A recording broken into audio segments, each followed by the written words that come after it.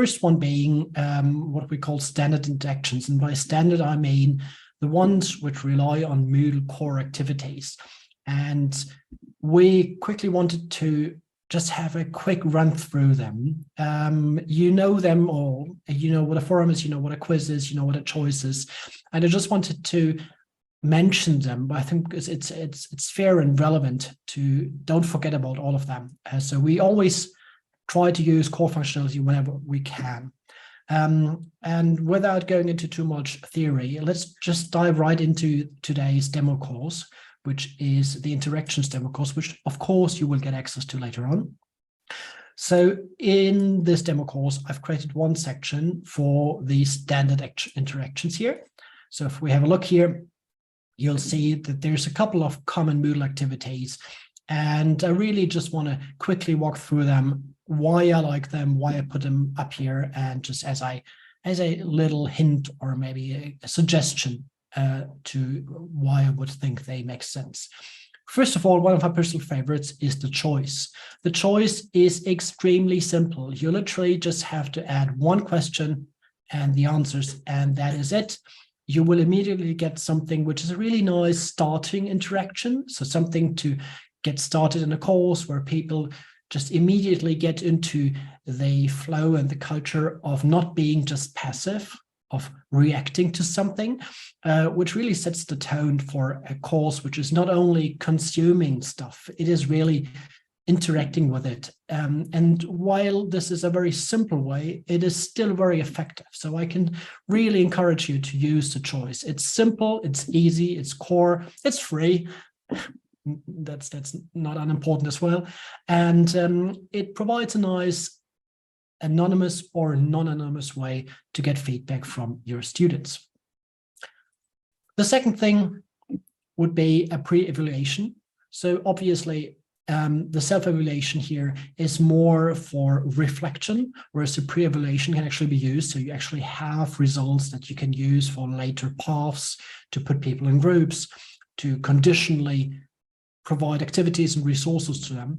So I can highly encourage just having a couple of questions to show people maybe the topics, maybe the most important questions that you have in your course, and help them reflect how they stand in those topics.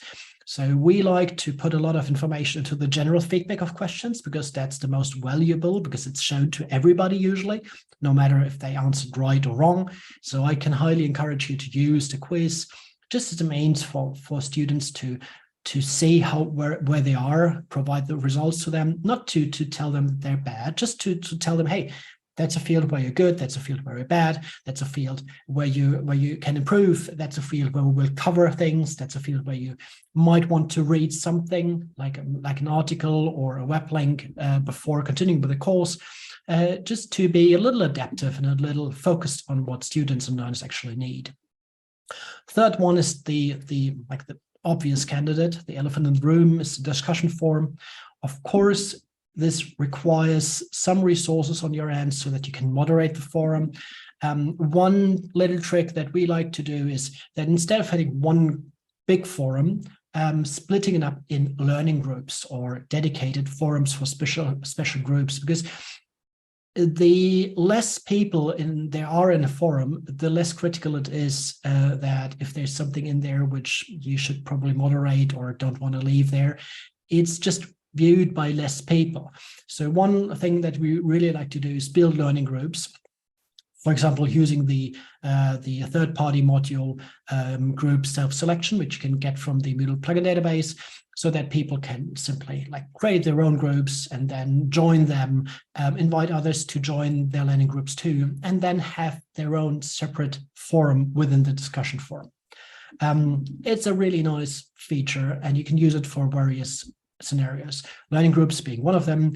The other one being that depending on the group that they picked, so that could either be, I've got an example here, which I can show you. So you can either use that for groups that are learning groups. So night owls, for example, would be one learning group, which usually tries to learn at night, whereas performer and relaxed would be groups that are targeted as specific learning paths. So let's assume that you have people in a course which might have very different prior knowledge or maybe different time that they can afford to spend in the course. So maybe you want to have a group for performers, which are able to spend, let's say, more than an hour per day, and for relaxed people, which might spend less than 1 hour per day. Both will complete the course at the end, but they might do that at their own pace. And therefore, you can use the self-selection of a group to let people simply make a decision whether they want to be in that group or that group. It's also a really nice feature which can be used to make a course a little more deductive and also more interactive, because people actually pick what they want. They pick their learning group, they pick their pace, they pick maybe their level. So there's a lot to use here, even without any additional plugins, if you just let the teacher assign people to the groups. Similar to the choice in the beginning with the self-evaluation, what I also really like is this Xpresso feedback, which is nothing else than a very simple question again, which I like to put at the end of a section, at the end of a module, at the end of a week, depending on how you structure your courses, just to provide some basic feedback, which is very simple, which doesn't cost you anything. It's just a nice way to use the choice, in my opinion. Last not least, the feedback activity obviously is also a big candidate for interactions. I suggest to do, even if you don't do anything else, just have something like a big, large text box where people can put in their comments. If you really want to get feedback and encourage them to add more feedback, just make the box bigger. Psychology really works here. So just make the box bigger and people will tend to write more. So if you don't mind reading more feedback, just make the box bigger and you'll get more. Human psychology is sometimes that easy, fortunately, or unfortunately, depending how you see it. So while there are more activities from Moodle, these are, I think, easy to implement. They're core, they can be used right away. You don't need to spend a lot of time for that. Conceptually, they're easy to, and you could put them in a course template, which you can then use to roll out many courses. So even if you don't want your teachers to create all those yourself, you can actually have many of those just sitting ready in a course template, disabled or invisible. And the only thing that teachers need to do is basically, I want that, and therefore I make that visible. So you can really, without any effort really, have more interactions in the course without touching the content of the course.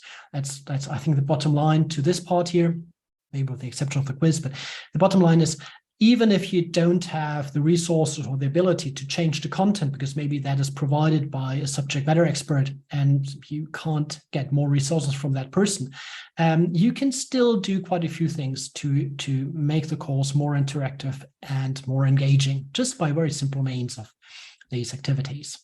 So in order to use messaging in a course, it's actually quite easy. It's just one step that is really required. And the thing is, you need to set up a group. So let's have a look. So we've got student 1 in the night owls, and I'm just going to put myself in the night owls too. There we go. And maybe one more. So let's put student 8 is already there. So let's put night owls in here too. So we've got a couple of people in the night owls.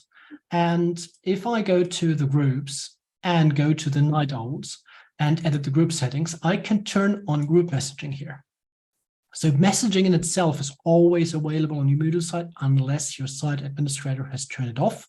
But what I was referring to is actually really just group messaging. So let's make it a little nicer, because we can. I'm going to put in a nice image here. I've turned on messaging for that group. And because I'm a member of that group, I can now look at, okay, I apparently haven't added the right Stefan to the group. Yeah, probably I'm this one, sorry. So I'm now becoming a night owl too. And once I've done so, I can just open the messaging drawer and I see the night owls group from the course interactions. And then I can just start typing.